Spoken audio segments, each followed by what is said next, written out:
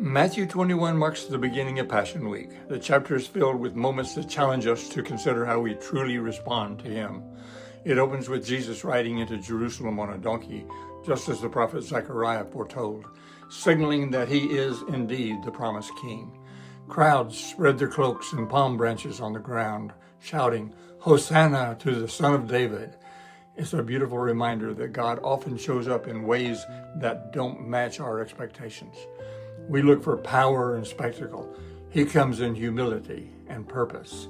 It's a reminder that enthusiasm for Jesus is not the same thing as a lasting commitment. Following Him requires more than a moment of excitement.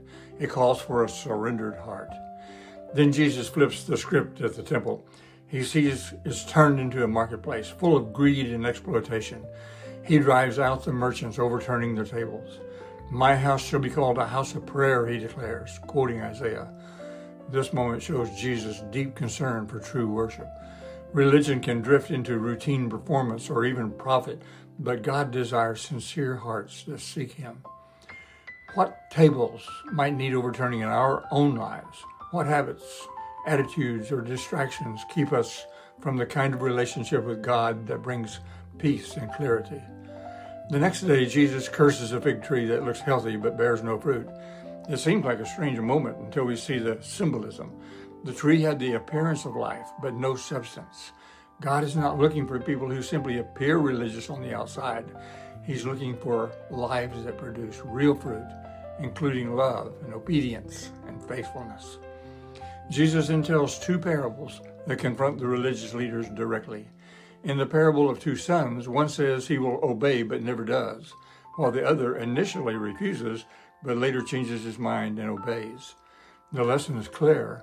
What matters is not what we say, but what we do. In the parable of the tenants, Jesus describes leaders who reject the owner's messengers and even his son.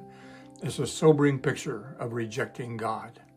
Matthew 21 invites us to welcome Jesus as King.